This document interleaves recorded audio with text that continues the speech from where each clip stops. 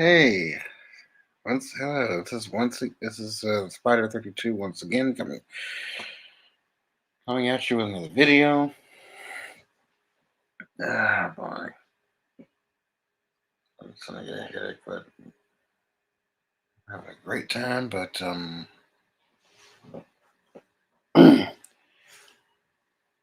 again, welcome in. Hold on for a minute.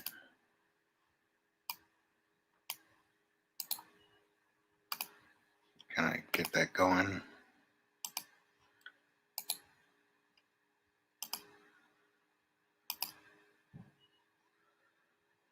There we go. Anybody wants in? Well, more than welcome to.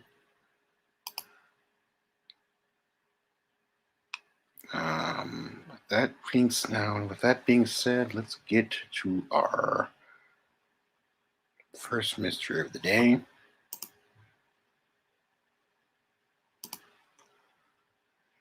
The other thing I like about StreamYard is that if there's ever a glitch in your internet connection, your stream isn't immediately.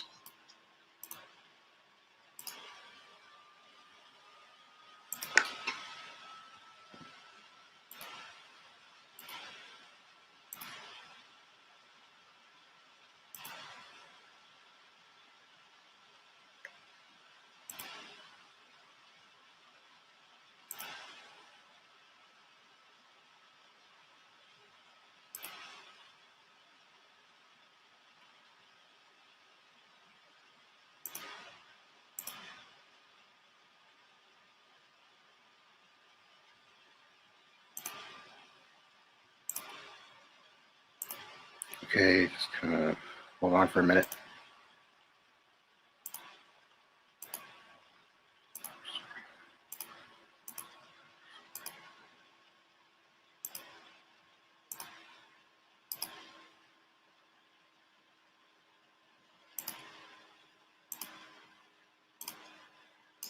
We hope you're having a great day. And now for the story. Chuck Morgan was the owner of an escrow company. On March 22nd, 1973, he started his day like any other day, dropping his two daughters off at school, which he did on the way to work. Mysteriously, on this day, no one heard from him afterwards. Around 2 a.m., 3 days later, on March 25th, Ruth, Chuck's wife, awoke to their dogs barking. Curiously, she opened the door to find her husband standing on the porch. She immediately noticed that he had plastic zip ties still binding his hands together, and a broken one hanging there on his ankle. He was also missing a shoe. She then noticed that he was frantically pointing at his throat. She asked him if he could talk. Chuck shook his head no. She asked him if he could write. Chuck shook his head yes. Ruth quickly grabbed a pen and paper. After cutting his hands loose with a pair of scissors, a moment went by as Chuck was writing. He handed her the piece of paper he had been writing on. It said that his throat had been painted with an hallucinogenic drug that could cause him to go insane, do severe nerve damage, and possibly kill him. Ruth began to panic, telling him that she was calling the police or at least a doctor. Chuck quickly wrote down that if she did this, that they would kill them all. He then proceeded to write down that she should move his car off the street, writing that they might see it. He did not elaborate on whom they were. Over the next week or so, his wife Ruth nursed him back to health using an eyedropper. Apparently, he could not eat, drink, or swallow properly. While she was doing this, he began to tell her crazy things. He told her that he had been working as a federal agent for the government battling organized crime. He also told her that they had taken his treasury identification. As he got better, he began to be quite paranoid. He started wearing a bulletproof vest everywhere he went. He continued to drive his daughters to and from school, but told the school no one was to ever pick them up besides him. 2 months went by, and then he vanished again. His father claimed that right before his disappearance that Chuck had given him a letter and said if anything was to happen to him, that the letter would explain everything, although no one has ever said what was in this letter. 9 days after he vanished, his wife Ruth received a phone call from a woman that said Chuck is all right, Ecclesiastes 12, 1-8. This is a reference to a Bible passage, which reads in part, "Men are afraid of high places and terrors on the road." Remember him before the silver cord is broken and the golden bowl is crushed. Then the dust will return to the earth as it was, and the spirit will return to God who gave it. He apparently was not all right, because the next time he would be seen, he was sprawled out near his car in the middle of the desert. He was shot once in the back of the head with his own .357 Magnum, which was found next to him. No fingerprints were found on the gun. There was also a note found with directions to the crime scene written in his own handwriting. Pima County investigators listed things found in the car as assorted ammunition, several weapons, CB radios, and one of Morgan's own dislodged teeth wrapped in a handkerchief.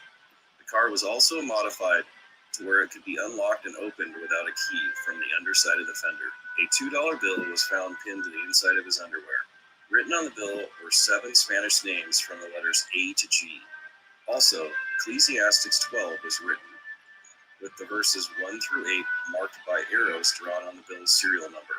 This was the same reference that the female caller had made to Ruth. On the back of the bill, the signers of the Declaration of Independence were numbered 1 through 7. Also, a crude map was drawn which showed several roads between Tucson and the Mexican border. These towns were apparently known for smuggling. 2 days after Chuck's death, Pima County investigators received an anonymous phone call from a woman who claimed that Morgan had met her the night before his death at a local motel. She claimed that her nickname was Green Eyes and that she was the same woman that had called Chuck's wife Ruth. She also claimed that at the motel, Chuck had showed her a briefcase containing several $1,000s in cash. He said that the money would allow him to pay off a contract that had been put out on his life. Despite the bizarre evidence, authorities ruled that Morgan committed suicide. His family and a reporter named Don Deverox believed that he was murdered. 3 weeks after Chuck's death, 2 men claiming to be FBI agents arrived at the Morgan home. They told Ruth that they were there to search the place. The men apparently searched the entire house, wrecking the place and terrifying Chuck's wife in the process, before finally leaving without a word. It is unknown if they found anything or even if they were FBI agents. When Don Deverox, the reporter, contacted the FBI, they claimed that they had never even heard of Chuck Morgan. There are several rumors surrounding this case, including that Chuck was killed because he was involved with illegal activities or was doing secret work for the government. Although Chuck claimed that he was working against organized crime, many believe that he was actually involved with it. During the 70s, there was a lot of organized crime in Tucson, along with the other cities in Arizona. What made Arizona most attractive to crime syndicates was a unique state law that allowed them to buy land through numbered blind trust accounts. This would allow them to remain anonymous and successfully launder money. Chuck did real estate escrow work for at least one mafia family. They may have used him to do escrow work for the purchases of gold bullion and platinum. This was a more convenient way for them to launder money. Starting in 1973, it appears that he was doing several $1 million of escrow work in bullion and platinum. In reality, there was no bullion or platinum.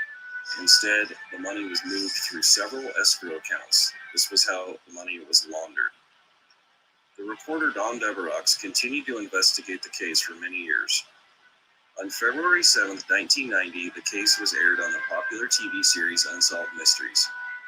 After the case was aired, Unsolved Mysteries received several phone calls relating to Chuck's death. Don Deverox investigated several leads that came up as the result of the TV program.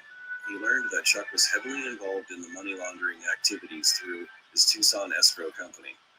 From 1973 to his death in 1977, he was also involved in a large gold and platinum transaction. He apparently received a large amount of money from these activities. Deverox discovered that Chuck kept duplicate records of the illicit transactions. Deverox now believes that Chuck was killed because he still had these records. 3 months after the TV show aired, another murder occurred. A man named Doug Johnson was found shot to death in his car across the street from Don Deverox's office. The time of Doug's death is believed to be in the evening, so Don Deverox believes that it was supposed to be him that was murdered. But since it was dark and Doug Johnson drove a very similar car, the killer made a mistake and thought Doug was Don. A year went by since Doug's death. Don was contacted by a writer in D.C., Danny Castellero. Mr. Castellero had uncovered an illegal gold transaction that Chuck had been involved in. and wanted to share this information. However, Mr. Castellero was found a few days later in his hotel room in his bathtub with his wrist cut 8 times in Martinsburg, West Virginia. Although his death was ruled a suicide, many believe that Mr. Castellero was not killed because of the information that he had on Chuck, but he was killed due to a story he was working on at that time that had to do with the government and the Iran hostage crisis. Questions continue to orbit the case to this day. What happened to Chuck Morgan during the time of his first disappearance? And what was the explanation for his odd behavior afterwards? Why did he disappear again? Was Chuck Morgan really some sort of a secret agent working for the government? Or was he in fact working for the mafia? All 3 deaths are still unsolved. Keen Investigations will be doing a live stream this Halloween night. Come join us at the links listed below.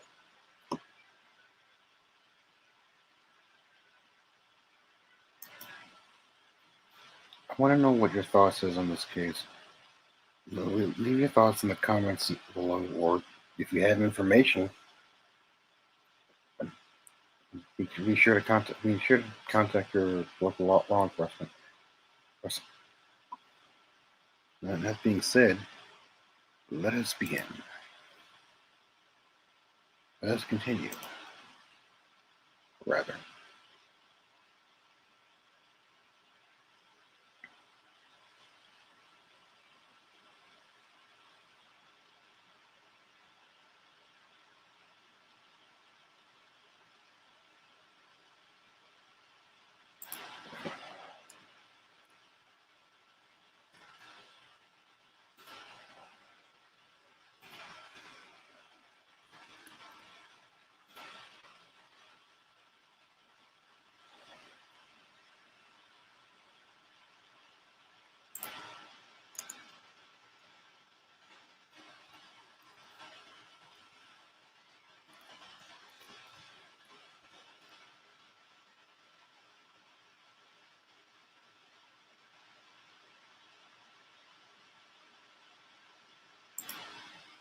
Warning, this product contains nicotine. Nicotine is an addictive chemical.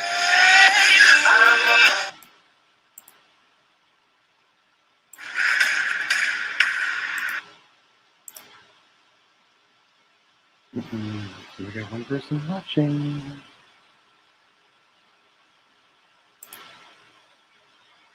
JP's here. It's like JP's here. How you doing, JP?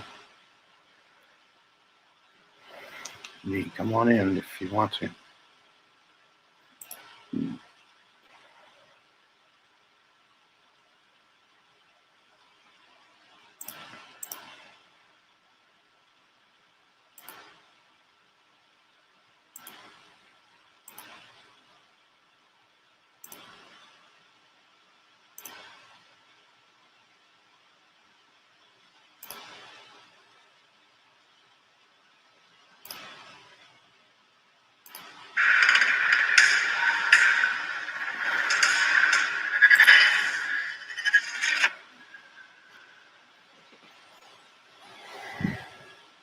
Number 3, Jill and Julie Hansen. In 1986, 16-year-old identical twins, Jill and Julie Hansen, lived with their parents, Betty and Hans, in the small logging town of Willow Creek, California. Hans sold logging supplies, and the family lived in a mobile home beside his warehouse.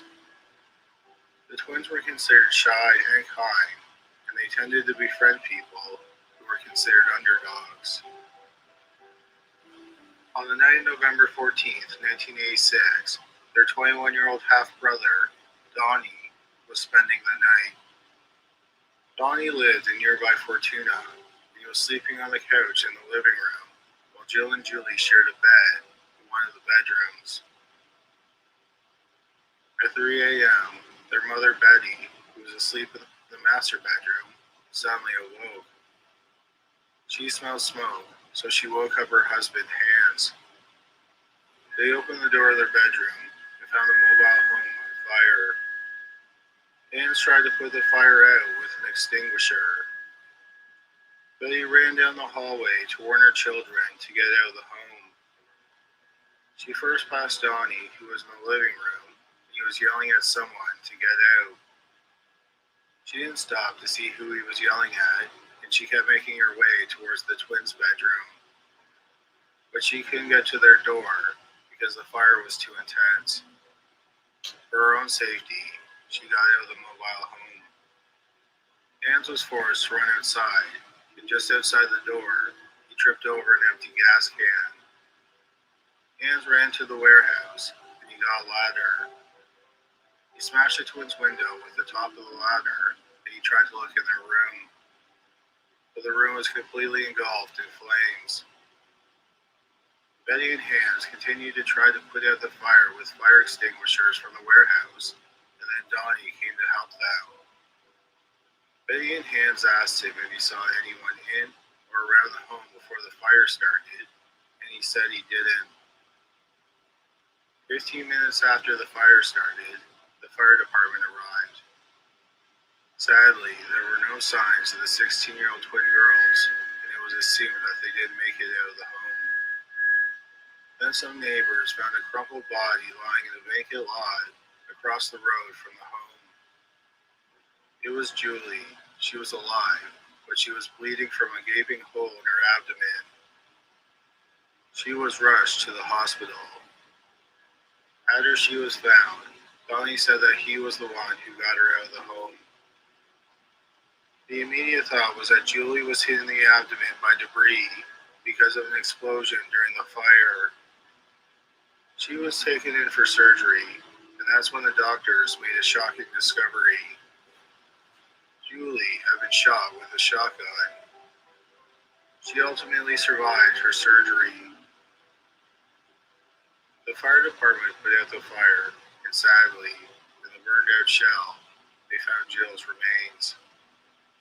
The medical examiner concluded that Jill had been shot to death with a shotgun. The girls' parents, Hans and Betty, were stunned because they didn't hear any gunshots. In the ruins of the home, the investigators found a second gas can and 3 shells from a 12-gauge shotgun. The police searched Hans's warehouse, and hidden behind some boxes, they found a shotgun that was later determined to be the murder weapon. 2 days after the fire, early in the morning, a police officer caught someone trying to get into the warehouse. That person was the twins' half-brother, Donnie. He claimed he was going into the warehouse to feed the family's dog. But the police knew that Donnie was aware that the dog was at a neighbor's home.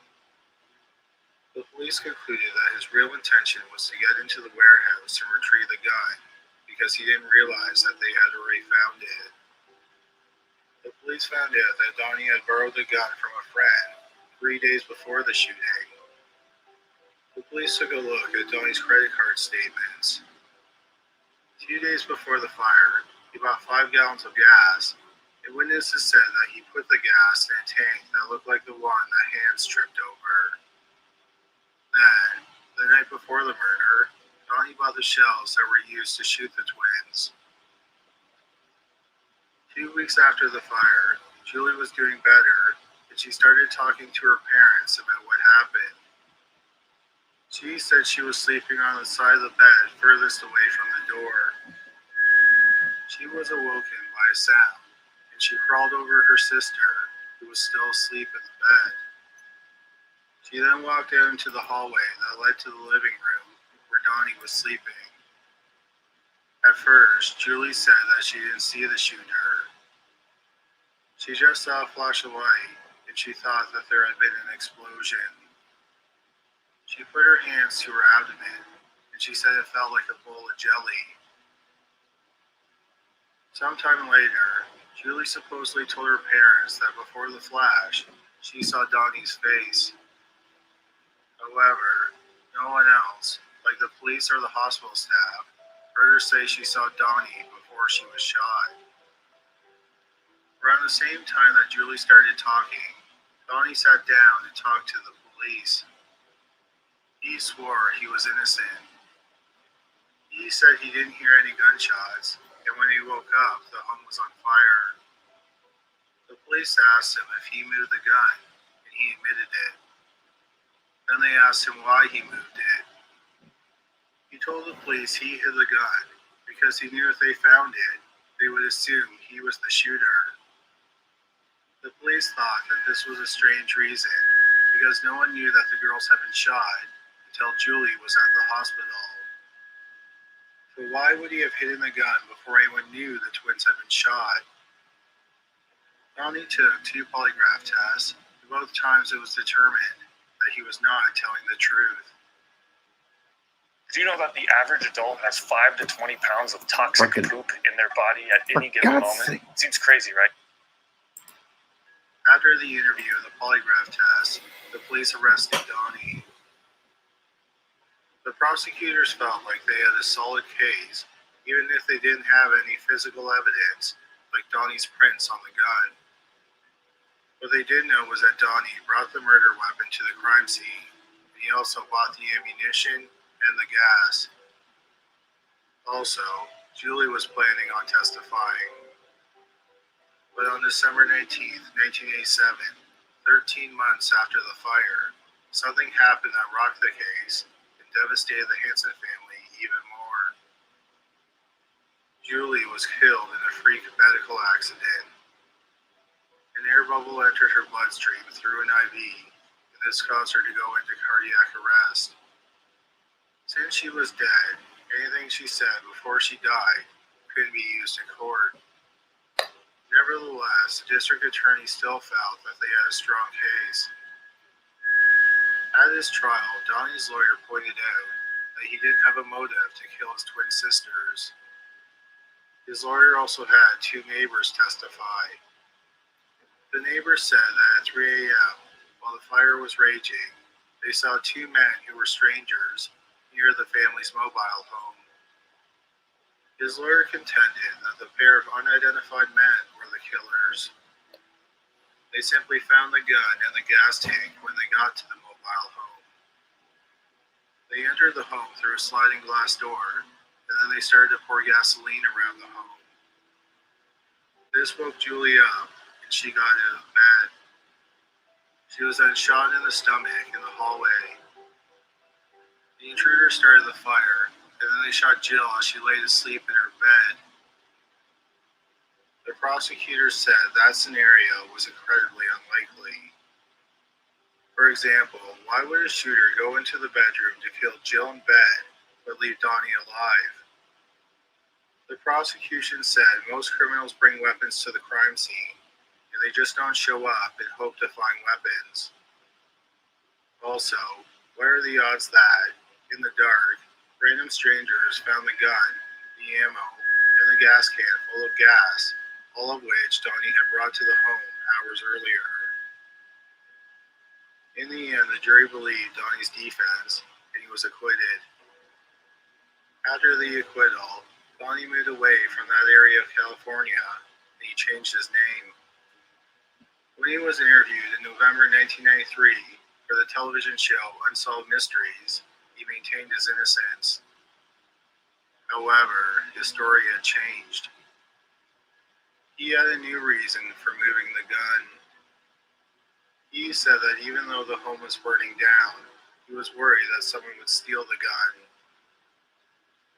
Both Betty and Hans think that Donnie is responsible for the deaths of Julie and Jill. They think he either did the shooting or arranged the shooting.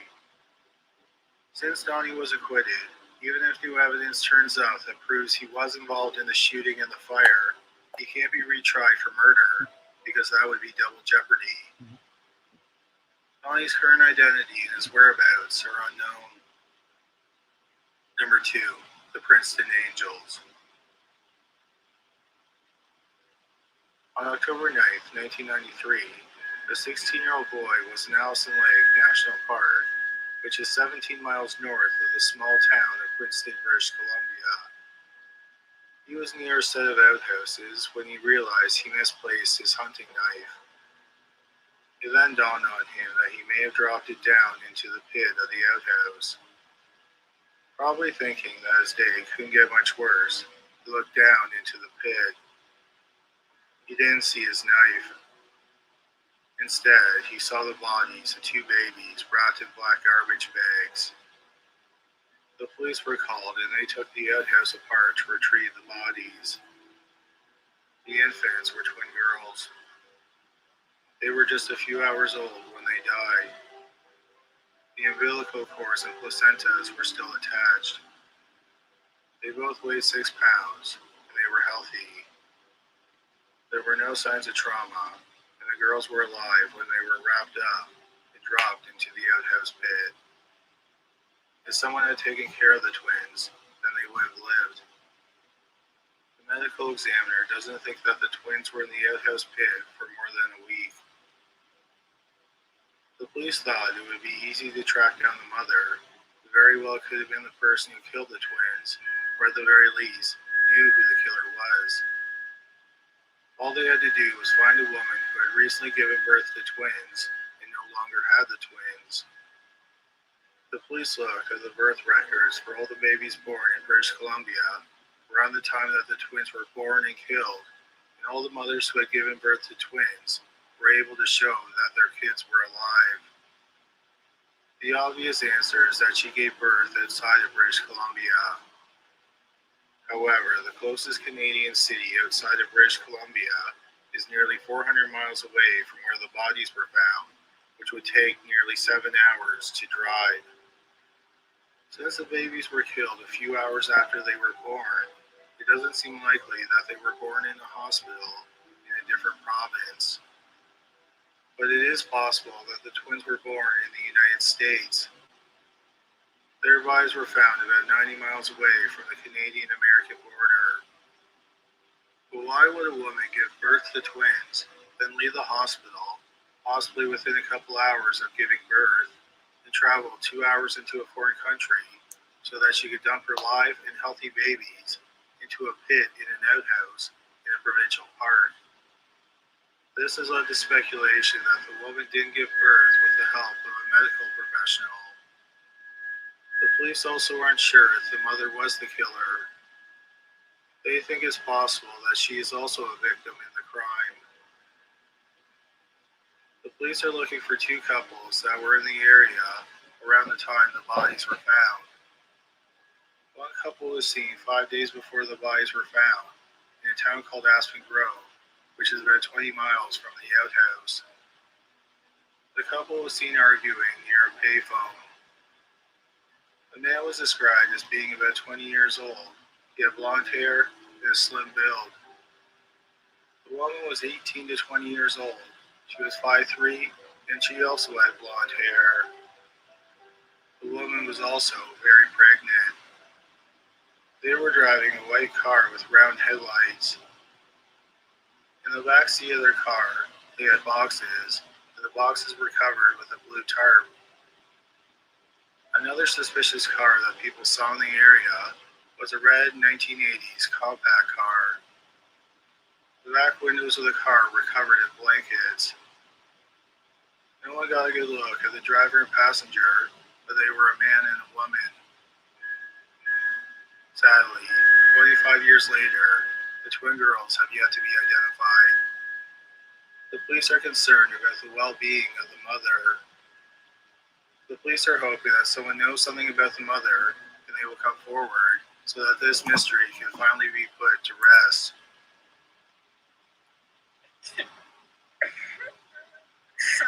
Why are you crying, Kanan?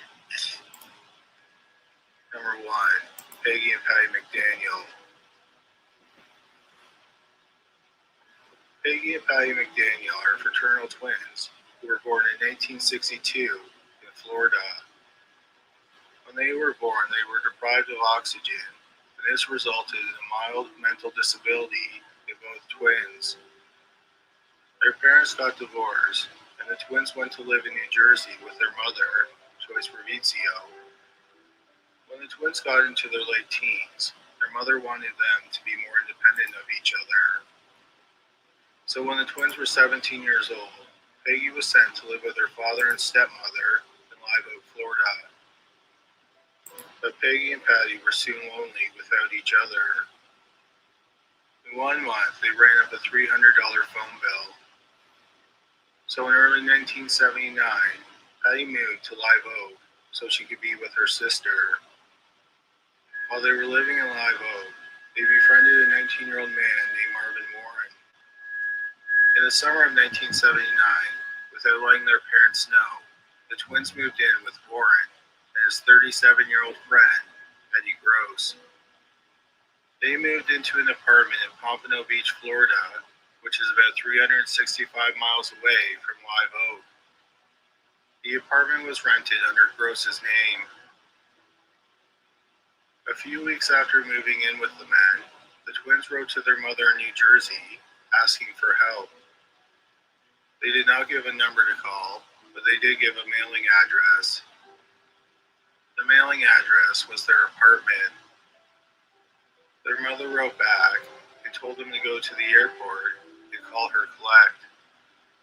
She wrote that she would arrange a flight for them to New Jersey. Unfortunately, they never called. On September 11th, 1979, Peggy went to the police station at Fort Lauderdale, which is just south of Pompano Beach. She filed a missing persons report because Patty had been missing for 2 days. The next day, Peggy canceled the missing persons report because Patty had been found alive and well. The day after that, a 25-year-old friend of the twins, Nelson George Johnson, confronted Eddie Gross. He accused Gross of hiding Peggy during the time that she was missing.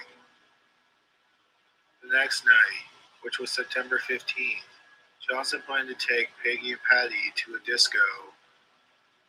They were planning on meeting another man, but his identity is unknown. 4 days after Johnson picked up Patty and Peggy to take them to the disco, the police were called to a tire store not far from the disco. Behind the store, a car was found with a body in the trunk. The car belonged to Nelson George Johnson, and it was his body in the trunk. He had been shot once in the shoulder, 3 times in the chest, and once in the head with a .22 caliber gun.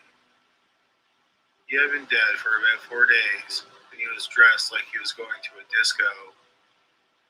A briefcase and $1,100 was missing from Nelson's car. Peggy and Patty McDaniel were nowhere to be found. The police interviewed Gross, and he said he hadn't seen the twins since a week before Nelson was killed. He said they got into some stranger's car, and he didn't know where they went. But the police knew he was lying, because they knew the twins were living with him until September 15th, which was the night that Nelson was killed. Gross allowed the police to look around the apartment, but they found no trace of the twins. It was as if they never lived there. The police never arrested Gross in connection with the murder of Johnson or the disappearance of the twins. The police's original theory was that Peggy and Patty witnessed Johnson's murder, and then they were killed by the same person or people who killed him. And 2 months after the twins disappeared, there was a strange twist in the case. There was a break-in at the home of the twins' father. The only thing that was stolen was the twins' winter clothes. This led the police to think that the twins were alive and possibly heading to New Jersey. Joyce, the mother of the twins, doesn't think it was the twins who took the clothes. She pointed out that the twins had keys to their father's home, so why would they need to break in? Also, they had most of their winter clothes in their mother's home in New Jersey, so why would they take clothes from their father's home? Instead, she thinks that the killer, or killers, broke into the house and stole the clothes to make it look like the twins were still alive. Their mother believes that Eddie Gross, possibly with the assistance of Marvin Warren, killed Peggy, Patty, and Nelson George Johnson. In the years after the twins' disappearance, Gross was in and out of prison. It is believed that Gross is now dead. Sadly, no trace of Peggy and Patty McDaniel has ever been found. Thanks a lot for watching today's video. Hopefully you found it interesting. If you did, please give us a thumbs up and subscribe for more videos just like it. Also, please go to criminalist.com where you can suggest cases, buy merch, and find out about exclusive podcasts. But that's all for today. Thanks again for watching. Like I said, if you have any thoughts or comments as to what may have happened, please leave it in the comments below. Or if you have any information regarding all three of these cases, or any of the cases that we profiled, cases that I've profiled tonight that I've shown you, please give me a like. Please contact your local law enforcement. Or hey, leave your thoughts and ideas in the comment section below. So I think that's gonna do it for me. That's gonna do it for me. This is the Spider 30. I'm out of time right now. I will be back tomorrow with another video, so be on the lookout for that. That being said, this is the Spider 32, and I will see you very, very soon.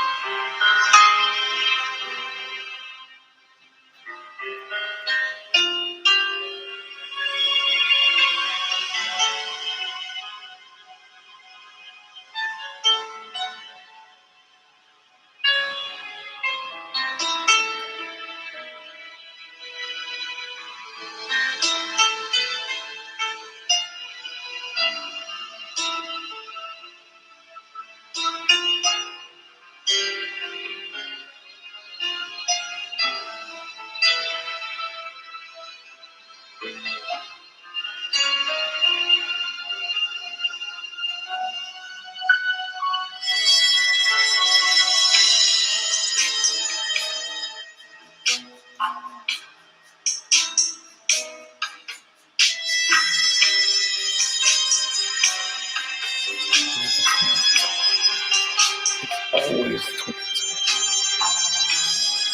yeah, we know.